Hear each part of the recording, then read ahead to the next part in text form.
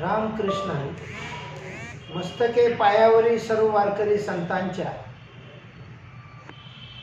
ह्या विश्वातील ह्या सालातील सर्वात मोठा आणि पवित्र दिवस आजचा आषाढी वारीचा सुरू होणार रात्री 12 नंतर. या आषाढी वारीची परंपरा आषाढी कार्तिकी भक्तजन येती चंद्रभागेमध्ये स्नान जे करती, दर्शन हेळा मात्रे तया होय मुक्ती, केशवाशी नामदेव भावे ओवाळी.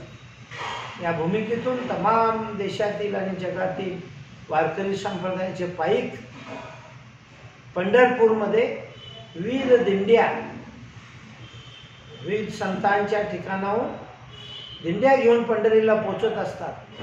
आणि ह्या पंढरीच्या पायीवारीमध्ये लावूनी मृदुंग सुतिटाळ घोष शेवू ब्रह्मरस आवडीने या भूमिकेतून सर्व वारकरी आनंद लुटत असतात. नाचू कीर्तनाच्या रंगी ज्ञानदीप लावू जगी या भूमिकेतून संतांच्या विचाराचं श्रवण करत असतात. आणि हे सगळं करत असताना हजारो वर्षापासून चालत आलेली ही दिंडी आणि या दिंडीची काय भूमिका,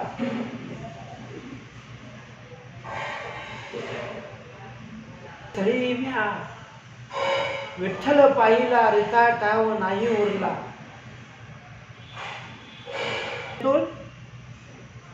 फक्त पथ्य ते नाम विठोबाचे अनिक न वाचे शिवी. याही भूमिकेतून वारकरी संप्रदाय पांडुरंगाच्या दर्शनासाठी पंढरीला येत असतो. येत असताना तो अत्यंत शिस्तीने समाधानाने आनंदाने येत असतो. कुठलीही भौतिक सुख नसतात, मग ती भोजनाची, राहण्याची, शौचालयाची असतील, पाण्याची असतील, खडतर वाटेवरची असतील, कुठलीही नसतात.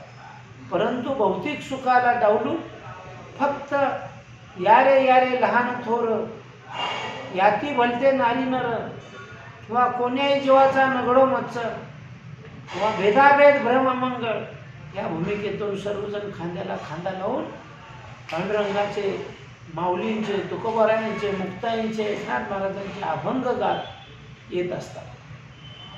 या वारीमध्ये अनेक लोक पंढरीला जाणाऱ्या दिंड्यांच्या वारकऱ्यांची सेवा करून लाभ घेत असतात. त्यांना कोणी खायला देतं, कोणी मसाज देतं, कोणी पाणी देतं, कोणी दूध देतं. अशा पद्धतीनं गावोगावी रस्त्यावर दुतर्फा लोक त्यांचे स्वागत करत असतात.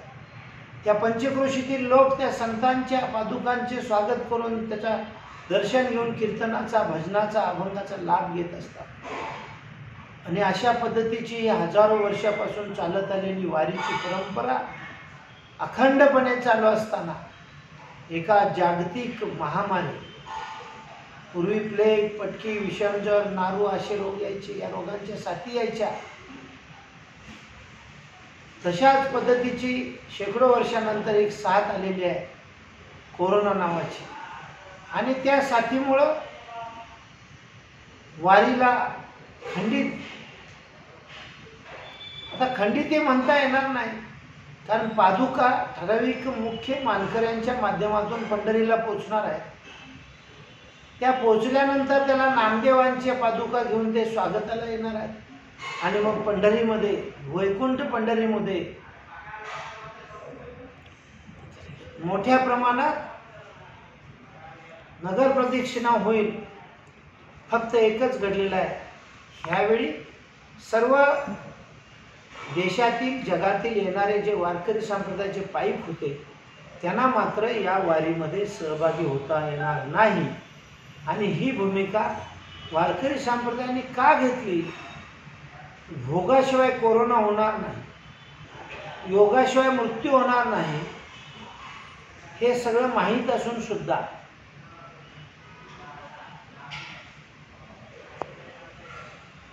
त्याची कल्पना असून सुद्धा वारकरी संप्रदायाच्या पायिकांनी शासनाची जी भूमिका आहे की या वारीमध्ये ह्या रोगाची लागण ही संसर्गजन्य स्पर्शानं होते आणि म्हणून त्यात हजारो वारकरी आजारी पडतील आणि ते आजारी पडून शासनावर सुद्धा एक मोठ्या प्रमाणाचा खर्चाचा नियोजनाचा बोजा येईल आणि विनाकारण आर्थिक मानसिक छळ शासकीय यंत्रणेचा होऊ नये याच एका कारणासाठी संप्रदायाच्या प्रमुख मंडळींनी ह्या वारीला मोठ्या प्रमाणात सर्वांनी उपस्थिती लावण्याची शासनाची जी मनाईची विनंती होती ती मान्य करून वारीला न येण्याची भूमिका घेतली। आणि मग या भूमिकेमुळे सर्वांनी ठरवलं की तीर्थी धोंडा पाणी देव रोकडा सज्जनी या वारकरी संप्रदायाच्या भूमिकेतून नदीच्या पात्राच्या शेजारी दगडाचं मंदिर, पायरी पाषाणाची, मूर्ती पाषाणाची, तर देव कुठे आहे तर देव सज्जन माणसाच्या अंतःकरणात आहे।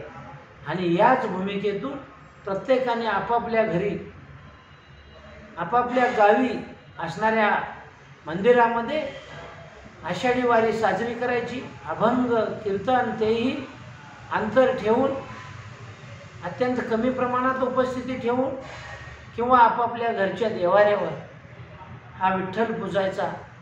आणि जगद्गुरु तुकोबरायांच्या उक्तीप्रमाणे आनंदे निर्भय असो भलते ठाई सुख दुःख आम्हा नाही चाड या भूमिकेतून जिथं जशा पद्धतीनं पांडुरंगाची सेवा करता येईल त्या पद्धतीनं त्याची सेवा करायची। आणि जळी स्थळी विठ्ठल भरला रिता ठाव नाही उरला आज म्या डोळ्याने पाहिला विठ्ठलची विठ्ठल या भूमिकेतून ते आपापल्या घरी आनंद साजरा करतील। आणि ही शासनाची आणि निसर्गाची भूमिका स्वीकारतील आणि कोणताही हट न धरता आनंदानं आपल्या घरी आपल्या गावी अभंग कीर्तनामध्ये आनंद लुटतील।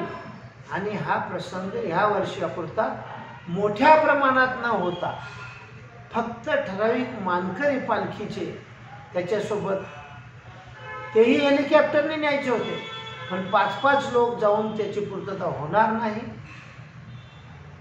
पावसाळ्याचे दिवस आहेत, धोकाही होऊ शकतो आणि म्हणून शासनाबरोबर चर्चा करून राज्य महामंडळाच्या प्रवासी गाड्या ज्या आहेत एस.टी.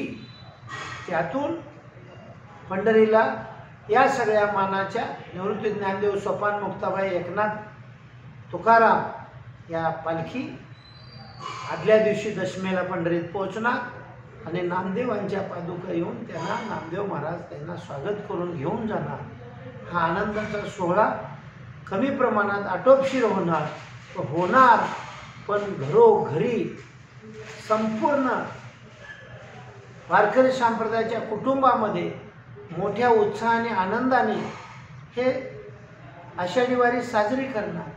त्यामुळं कोणी दुःखी होणार नाही, नाराज होणार नाही, पण यातना मात्र प्रचंड होतील आणि त्या होणारच। कारण पांडुरंगाचा ओढा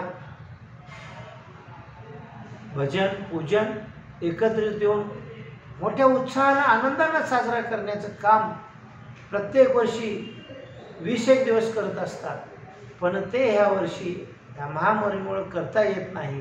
ह्यातून आमचे वारकरी संप्रदायाचे लोक एकच मेसेज लोकांना देतात की या निसर्गाची निर्मिती करणाऱ्या पांडुरंगाला तुम्ही भजा, त्याला शरण जा आणि निसर्गावर प्रेम करा, निसर्गाची जोपासना करा, चुकीचं वागू नका, नीतिमूल्य जीवनमूल्य ठेवा, दुसऱ्याबद्दलची चांगली भावना सद्भावना ठेवा आणि हत्या करू नका, चुकीचं वागू नका, परद्रव्य परनारी परनिंदा ह्या गोष्टी वर्ज्य करा आणि ते पथ्य ते नाम विठोबाचे अनेक न वाचे शिव या भूमिकेतून आनंदी जीवन जगा हा संदेश वारकऱ्यांनी ह्या वारीला मोठ्या प्रमाणाची गर्दी टाळून शासनाला हातभार लावून कुठलाही चुकीची भूमिका न घेता आनंदे निर्भय, पुन्हा एकदा सांगतो की जगद्गुरु तुकोबराय म्हणतात आनंदे निर्भय असो भलती ठाई सुखदुःख आम्हा नाही चाड या भूमिकेतून ही वारी घरोघरी साजरी होणार। त्यामुळं कोणीही असा गैरसमज करून घेऊ नये, वारकरी नाराज झाले, वारकऱ्यांच्या सारखे संतांच्या विचाराचा मागोवा घेऊन जगणारे आनंदी लोक या भूतलावर कोणीही नाही. त्यामुळं वारकरी अत्यंत समाधानानं निसर्गानं दिलेल्या भूमिकेच्या सामोरे गेलेले आहेत आणि ही घरोघरी वारी साजरी करत आहेत. आणि या भूमिकेतून मला आपल्या या चॅनेलवर बोलण्याची संधी मिळाली, त्याबद्दल मी आपले आणि शाबाजकर बुवांचे धन्यवाद देऊन आभार मानतो. बोला पुंडलिक वरदारी विठ्ठल श्री ज्ञानदेव तुकाराम पंढरनाथ भगवान की जय. माऊली ज्ञानेश्वर महाराज की जय. जगद्गुरु तुकाराम महाराज की जय. रामकृष्ण.